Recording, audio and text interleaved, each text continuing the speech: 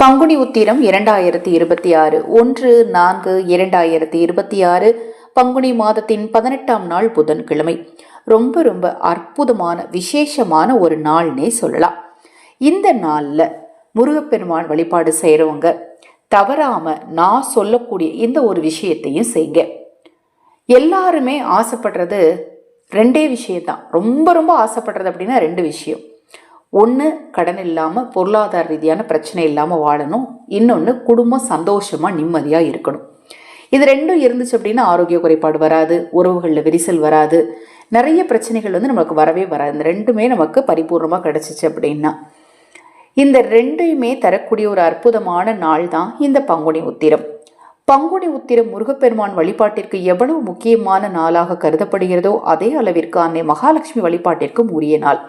இந்த நாளில் தவறாமல் அன்னை மகாலட்சுமிக்கு நீங்கள் உங்கள் வீட்டில் நெய் தீபம் ஏற்றி வழிபாடு செய்யுங்க. பாலில் குங்குமப்பூ போட்டு அந்த பாலை நிவேதனமாக படைத்து வழிபாடு செய்யுங்க.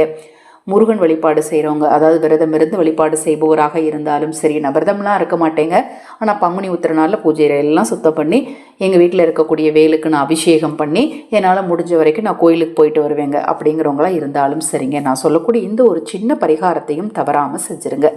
நம்ம சேனலில் நான் போடக்கூடிய பதிவுகளில் உங்களுக்கு சந்தேகம் இருந்தாலும் அக்ஷய பாத்திரம் உணவளிக்கும் திட்டத்தின் மூலம் ஆதரவற்ற ஏழை குழந்தைகளுக்கும் முதியவர்களுக்கும் உணவளிக்க விரும்பினாலும், உங்கள் தனிப்பட்ட பிரச்சனைகள் எதுவாக இருந்தாலும் சரி, அந்த பிரச்சனைகளுக்கு ஏற்ற முறையான பரிகாரங்கள் தெரிந்து கொள்ள விரும்பினாலும் 9344692042 இந்த வாட்ஸ்அப் எண்ணிற்கு தொடர்பு கொள்ளுங்க. தெளிவான விளக்கம் உங்களுக்கு கொடுக்குறேன்.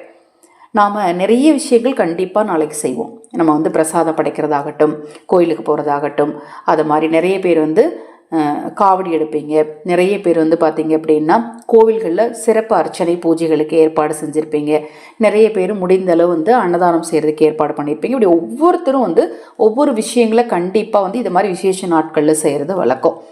அது மாதிரி பூஜை அறை அப்படிங்கிறதே பார்த்தீங்கன்னா இது மாதிரி நாட்களில் ரொம்ப பார்க்கவே நமக்கே ரொம்ப சந்தோஷமாக இருக்கணும். அப்பப்போ போய் பூஜை ரூமை பார்த்துட்டு வருவோம். செல்ஃபாக வச்சுருந்தோம்னா கூட எனக்கு அந்த செல்ஃபை நம்ம க்ளோஸ் பண்ணவே மாட்டோம். ஏன்னா நம்ம செஞ்சுருக்கக்கூடிய அலங்காரங்கள் நமக்கே ரொம்ப பிடிக்கும். அடிக்கடி போய் பார்ப்போம். அந்த அளவுக்கு மன மகிழ்ச்சியை தரக்கூடிய நாள்லே சொல்லலாம். ஏன்னா நம்ம செய்யக்கூடிய விஷயமே நமக்கு ஒவ்வொரு முறை பார்த்து ரசிக்கிற அளவுக்கு நமக்கு அதிக சந்தோஷத்தை கொடுக்கக்கூடிய ஒரு விஷயமா இருக்கும். இதை மாதிரி விசேஷமான நாட்களில் நம்ம செய்கிற விஷயங்கள்.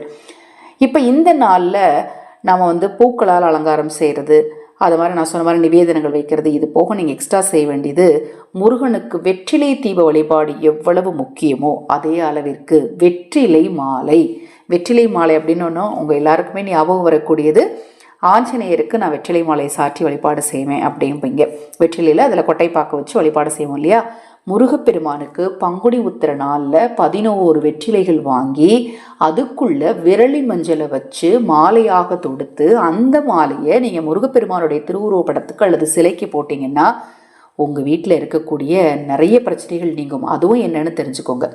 குறிப்பாக கணவன் மனைவி பிரச்சனை ஏற்படுத்தக்கூடிய தோஷங்கள், ஜாதக ரீதியாக ஏதாவது தோஷங்கள் இருந்தால் தான் அடிக்கடி கணவன் மனைவி பிரச்சனை ஏற்படும். அது சரியாகும். அடிக்கடி ஆரோக்கிய குறைபாடு, உங்கள் வீட்டு குழந்தைகளுக்கு ஏற்படக்கூடிய ஆரோக்கிய குறைபாடு சரியாகும். பண பிரச்சனை சரியாகும். வீட்டில் இருக்கக்கூடிய கெட்ட சக்திகள் நீங்கும். வீட்டில் தெய்வ சக்தி அதிகரிக்கும். இப்படி நிறைய விஷயங்கள் சொல்லிட்டு போகலாம். எளிதாக கிடைக்கக்கூடிய பொருள், விரலி மஞ்சளும் வாங்குறது ரொம்ப கஷ்டம் இல்லை, வெத்தலை வாங்குறது ரொம்ப கஷ்டம் இல்லை, ரெண்டுமே எளிதாக கிடைக்கக்கூடிய பொருள் தான். இந்த மாலையை மட்டும் நீங்கள் இந்த பங்குனி உத்திர நாளில் முருகனுடைய திருவுருவ படத்துக்கு போட்டு பாருங்கள். கண்டிப்பாக அவங்க வாழ்க்கையில் அதிர்ஷ்டம் உண்டாகும். ரொம்ப ரொம்ப எளிமையான அந்த விஷயத்த நாளைக்கு நீங்கள் எப்போ வழிபாடு செஞ்சாலும் சரிங்க, அப்போ தவறாமல் செய்யுங்க. இது போன்ற எண்ணற்ற தகவல்களை தெரிந்து கொள்ள நம்ம சேனலை சப்ஸ்கிரைப் பண்ணிக்கோங்க. உங்களுக்கு முருகப்பெருமானை பிடிக்கும் அப்படின்னா முருகா அப்படின்னு கமெண்ட் பண்ணுங்க. ஹரஹர சங்கர ஜெய ஜெயசங்கர மகாபெரியவா திருவடி பாதம் சரணம் சரணம். நல்லதே நடக்கட்டும்.